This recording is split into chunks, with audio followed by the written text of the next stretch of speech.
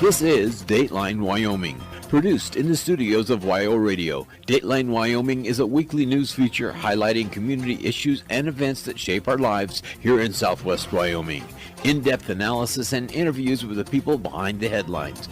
Views and opinions expressed on this program are not necessarily those of WyoRadio ownership, management, or those of our sponsors. Time will be made available for responsible dissenting opinion. This is your host, Tom Ellis, and this is Dateline for Sunday, November 27th, 2016.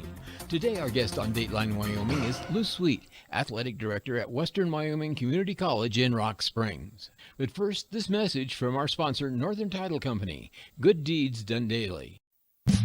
Remember when your word and a handshake sealed the deal? Those were the days. It's just not the same anymore. But Northern Title Company exemplifies professionalism and old-school customer service. You have a choice when it comes to title work. Northern Title makes it simple for you. They know how important it is to have everything in order. Walk away with confidence knowing Marianne and her staff have completed your title work thoroughly. Visit Northern Title Company, 2620 Commercial Way. Good deeds done daily. Our guest today on Dateline Wyoming is Athletic Director Lou Sweet from Western Wyoming Community College, claiming to be a walking encyclopedia of Western Wyoming athletics, and we would believe that. Lou, welcome to Dateline Wyoming. Thank you, and I'm not sure about that, but I guess that's what I'm supposed to do, is come out and let you know what's going on. If anybody knows, it would probably be you. Why don't we just do a real quick review of what the athletic department at Western includes and what you've got up there right now? Sure. We actually have 6 sports all the time. We have men's and women's soccer and volleyball for women. Those are our fall sports. They usually start about August 1st each year, and they conclude somewhere around a couple weeks ago, usually, with tournament play and that kind of thing. And then starting about October 1st, our official practices start with our men's and women's basketball programs, as well as our wrestling program. And those seasons run clear through the end of February, with playoffs and things like that happening at the end of February and first part of March. You know, like when you hear about March Madness, we still have that too at our level. So right now we're in the middle of our winter sports, with our fall sports just having concluded, and getting ready for Thanksgiving break like everybody else, and then final exams for our fall semester. How many student athletes do you have as a total? Around 120 per year, give or take. And how many of those are on scholarship? Well, it depends per sport. You're allowed a certain number of scholarships. So, for instance, on soccer, we like to carry about 25 kids per team because, you know, when you play 11 kids on a team at the time. So if you're scrimmaging and you go what's called 11v11, that's 22 kids. So if you get a couple of extra, then if someone's hurt or has some sort of a school conflict and can't participate at the moment, you're still looking at being able to have full practices. So with soccer, there's 25 athletes on each team. At least that's what we like to carry.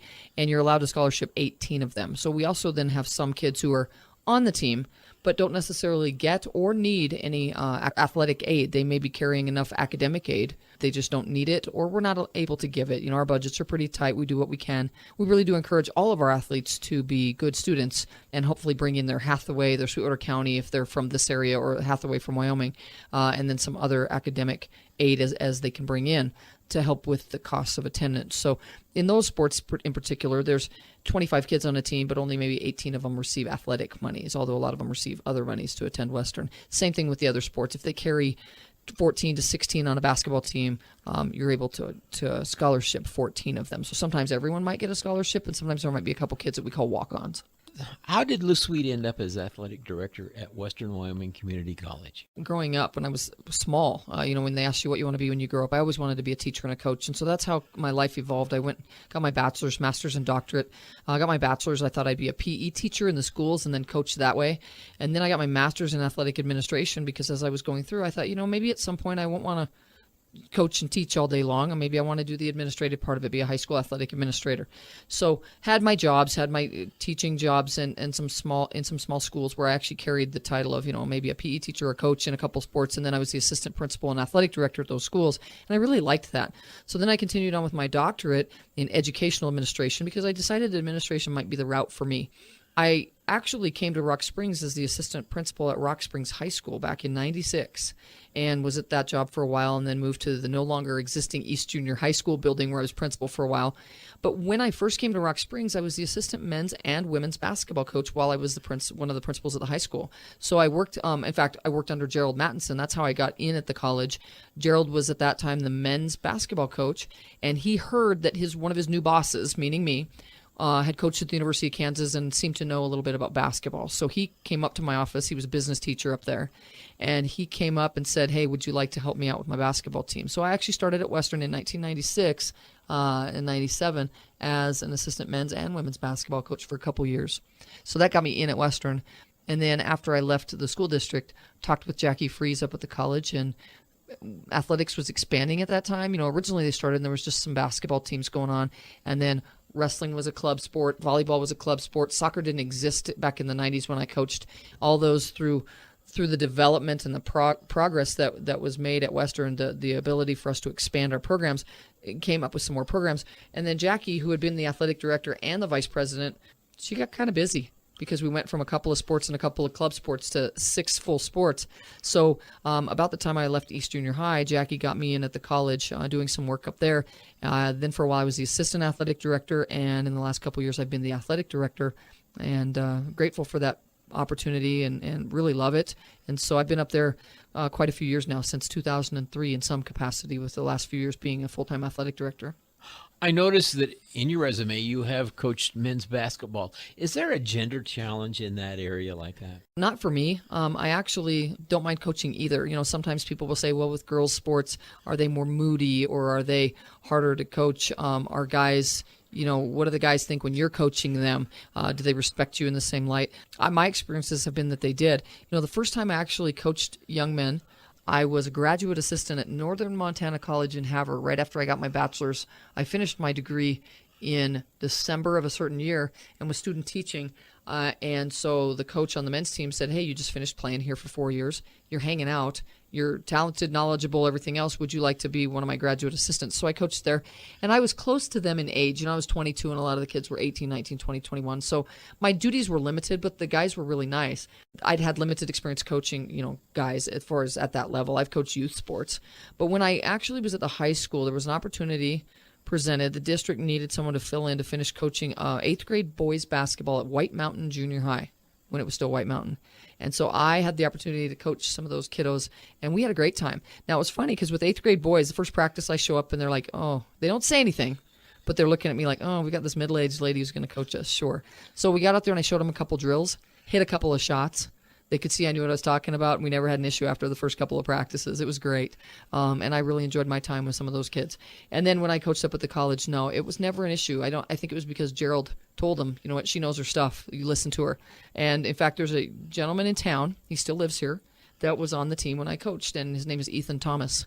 And he comes and watches our basketball games, and he's gotten a little older, and I've gotten a little older, and he'll see me, and the first thing he says is, he doesn't call me Dr. Sweet like the kids did in the schools. He says, hi, Coach, and I say, hi, Ethan. And so it's really neat that we can go back clear to 1996, and I see him. He's always treated me with utmost respect, and he'll tell people, no, she knew what she was talking about. So in my experience, I've had good with both the guys and the girls. And I don't know that there were any challenges with it. I love sports so much, maybe I overlooked some challenges, but it's just been great to, like in my capacity now and being at a small community college, I get to know those athletes. You get to know them as people too. They're good people, they're good students, and they're good athletes, and you get to know their families. And so I think that's really something that I really love and value about Western Wyoming Community College and our athletics. Your coaching career goes back to 1996, as you mentioned. Has coaching changed a lot in that time? I think it has a little bit. Actually before I came here, I coached at the University of Kansas in women's basketball when they were still in the Big Eight. That'll tell you, again, how I'm dating myself. With the community college, though, let me talk about that in particular. When I was coaching back at Kansas, and even a little bit when I was at a 4-year school playing, when you heard the word community college, you thought, oh, those are those kids that just can't make it academically at a 4-year school, so that's where they go first. Not at Western. We are recruiting, because we don't offer full ride scholarships, we expect students to be able to pay for a lot of their schooling based on their academic performances, their ACTs, their grade points, just like with the Hathaway qualifications. And so what we get is, we say we're going to have less problems too. If you think about it, if this is a good kid who's behaving in his community and contributing in his schools in high school, and we know we can count on that when he gets here, and he's doing good in the classroom, then we're going to have less problems with him. He's going to know what we expect from him on the court. He's going to be able to think when the coaches are teaching. He's going to be able to exhibit good sportsmanship. He's going to be able to give back to his community and sign autographs. He's going to do all the right things, be able to do all those things. If we've got to worry about them academically, they're going to struggle. They're not going to be at Western for the right reasons.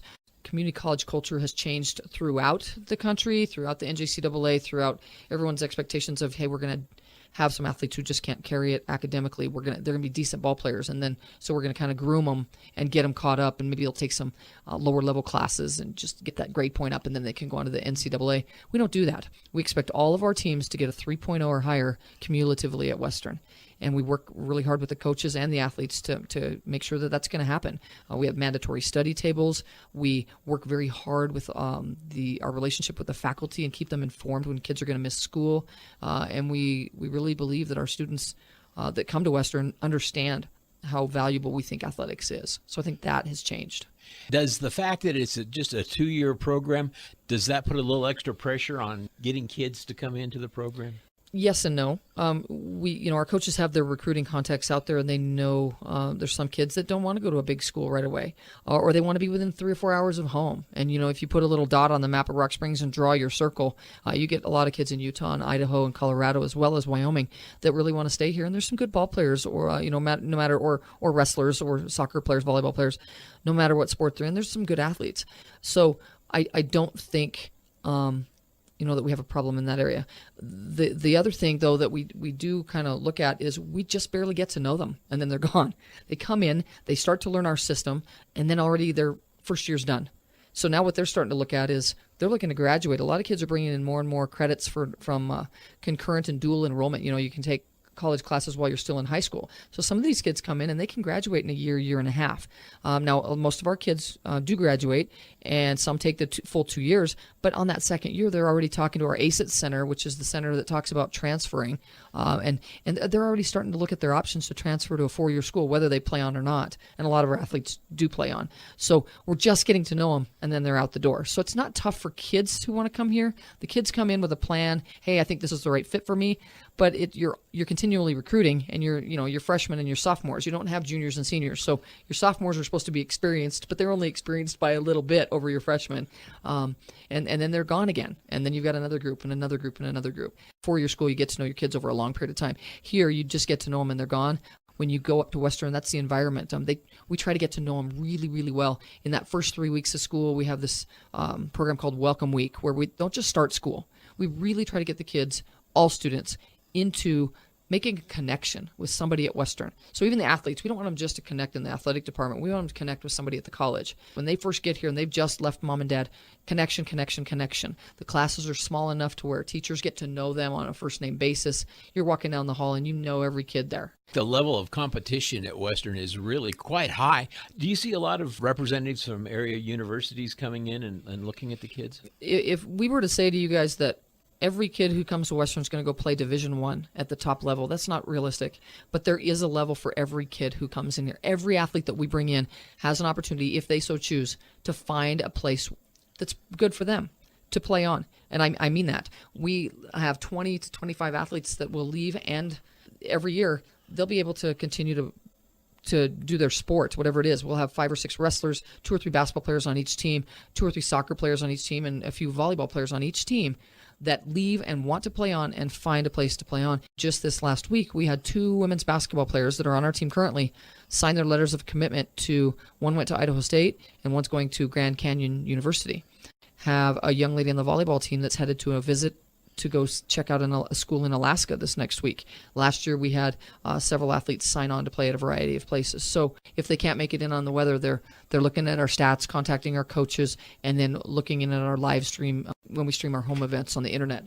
Within a radius of 500 miles, there's probably a good selection of quality programs. Some of our athletes determine that they just want to play on for a couple years. The cost of attending Western is very reasonable, so they come here with the intention of only playing for 2 years. But if they want to play on, there are several schools within, like you said, that 500-mile area. A lot of schools in Colorado, Utah, Idaho, even into Montana, North Dakota, and South Dakota. So we do get a variety of students who move on and attend school and or play fairly close to here. But then we also have some that'll take off and they'll go play, down south somewhere, or on the West Coast. Whatever the level is, our coaches work extremely hard to help that student move on if that's an option that they want as far as the playing piece, not just the academic piece. Dateline continues with our in-studio guest, Lou Sweet, Athletic Director at Western Wyoming Community College. But first, this message from our sponsor, Northern Title Company. Good deeds done daily.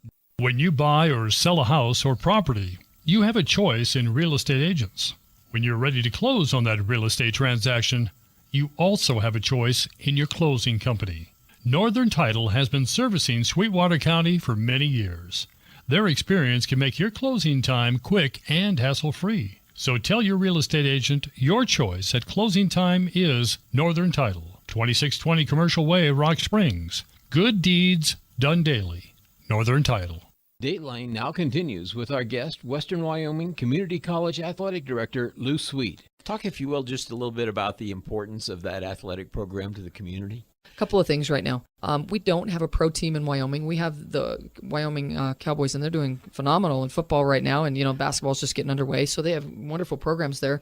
When we go out to the local schools, for instance, we went to Sage Elementary on Veterans Day, and I took about 8 athletes that were able to go on that day. They didn't have class at Western. They were registering for spring, and then there were some teams out of town with competitions. But we took 8 athletes who just wanted to go, and we just participated. We just sat there and participated as guests in their Veterans Day celebration. I'll tell you what, those children, grades K through 4, were so excited to see these Western athletes coming to their assembly and sitting next to them, and they were high-fiving. And before the assembly, we actually got there a little early, and the principal, Tina Searle, she's amazing, I love her, she allowed us to go into the classrooms, not to disrupt, but she made a quick announcement saying that she wanted the students to show us what they were working on. So we went into every classroom, and they would get to show us and tell us what they were working on, and they were so proud.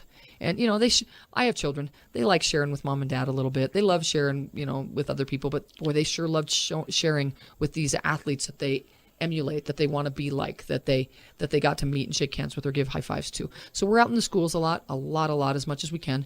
We try and take part in some community events also. We've been to the senior center to help when they had a little, the race that they had not too long ago that they supported. We had our athletes, and our mascot Thunder was there. We've gone in the past to the Community Fine Arts Center and helped Deb Soule change out some of the art displays that are there, just, get extra pair of hands out there. We've participated, our athletes have actually participated in Western Wyoming Community College theater performances. We help bus tables at Bite Night.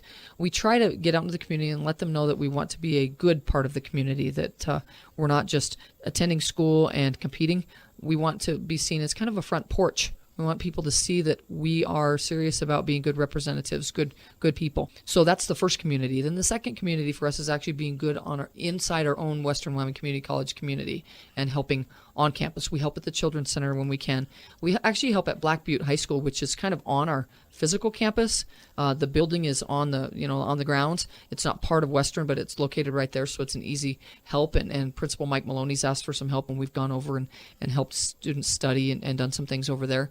And then, trying to give back a little bit by allowing groups to come into our gym, and then we help with those events if we're able to. We have the Guns and Hoses 2 is coming up on December 10th, and they're going to play that game in our gym, and we're going to have some of our athletes there helping film the game or run concessions if they need help, or just usher people around, help in any capacity that we're able to help with. So we feel like we're a viable member of the community. We feel like we're in entertainment. We feel like we put in a good product. It's actually free to attend all regular season Western events, athletic events. We just started that this year because we just want families to be able to afford to come. We want to be able to have some autograph sessions and extend our nights after the actual game is done. Stick around, meet the players, shake hands, we'll sign autographs. We have some very inexpensive youth camps so kids can work on their skills during the summer. And for the first time, we're going to offer a winter basketball camp January 2nd and January 3rd for a very nominal price. Kids can come up over that Christmas break before they start school again, meet some of the athletes and get out of the house and burn off some of that Christmas, candy and just be part of the Western Wyoming Community College culture. If you haven't seen the building, there's a lot to do up there anyway outside of athletics. There's the dinosaur exhibit, the wildlife exhibit, some really cool stuff, but we like to be we want to be one of the cool things. We want people to talk about, boy, those athletes, not just, boy, those athletes won that game last night. Boy, those athletes went down and helped wash windows at the Boys and Girls Club. Wasn't that cool? That's what we want to do. We want to show service, and we want to be able to give back.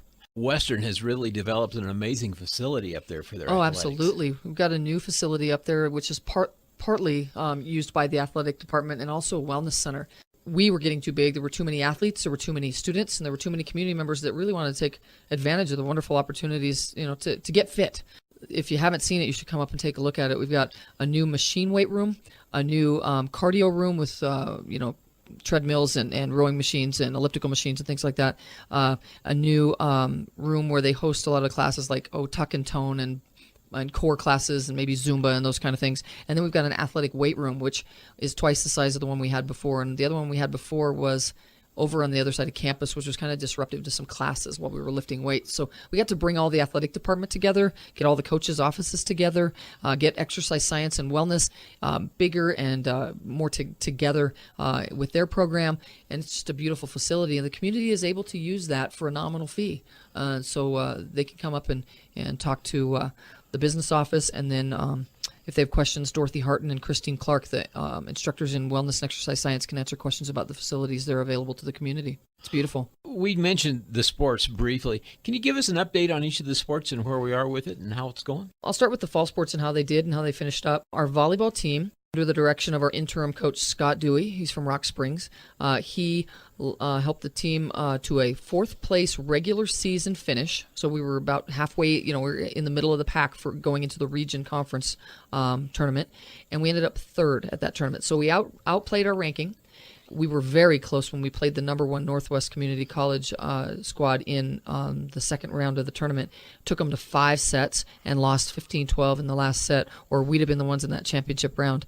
Very close. Played our best volleyball by far right at the end when you're supposed to be, when you're supposed to still continue to peak. You don't want to peak too early. Playing great volleyball. And we had a really young squad, only had 3 sophomores on it, so good things looking ahead for next year. The 2 soccer teams are coached by Coach Jeff Atkinson. Jeff's been coaching about 10 years with the men's program, only his second year taking on the women's program as well. By day, he's a teacher at Rock Springs High School in the Spanish department, and then after school and through the evening, he works with us up at the college, and he's done a phenomenal job. The men's team this year went 9-9, I believe, and they hosted a playoff game against Northeastern Junior College here a few weeks ago, won that, and earned the right to go to the semifinals for the Region 9 in Denver, where they came up a little short, but they had a great season. The women's team, for only the second time in history, they finished at 7-11-2, but so close in some of those losses, 1 goal losses.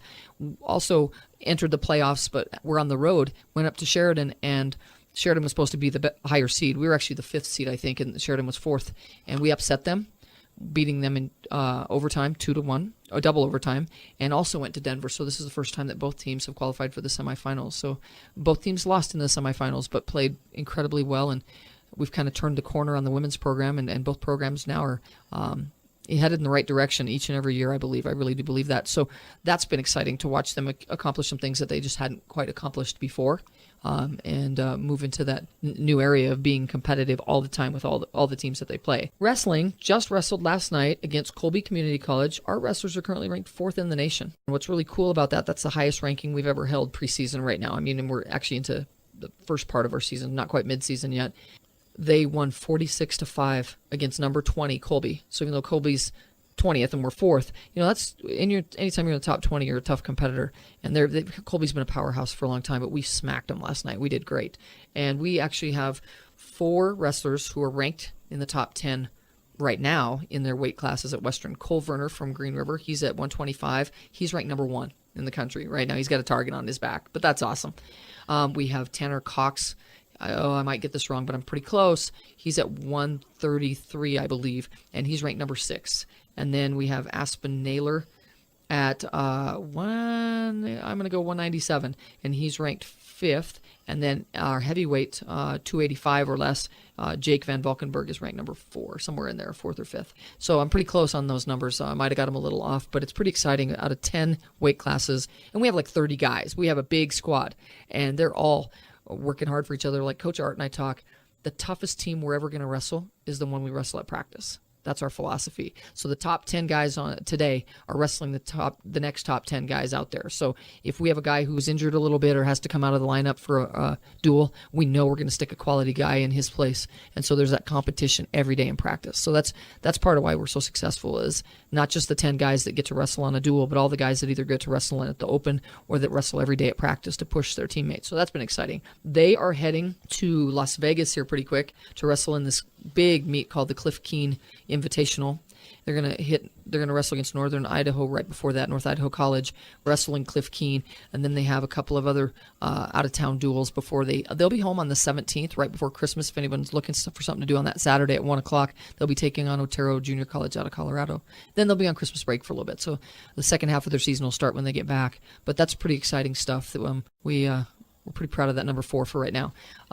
Hopefully it even goes up and we can catch a number 1 but right at the right time when we go to nationals. Basketball. Women's and men's basketball have been playing on the road for the last week or so. So right now the women are 6-3 and the men are 4-4. Preseason is, you like to have good winning records. Everybody likes to win all the time, but sometimes, and both of our coaches know this is a process. We just want to get better and better in the preseason, play tough competition, and then when we come back in January, we will be starting our conference season. They'll play the conference season for about a month and a half, and I think February 25th we conclude with our last set of regular season games, and then that March Madness type thing. There's playoffs that first week in March for Region 9, winner going to nationals. So they're learning, they're making less mistakes, they're growing, they're getting to know each other, and they're both playing well. Coach Ryan Orton's in his 5th year with the men's basketball team, and Coach Garrett Sherman's in his 3rd year with the women's basketball team.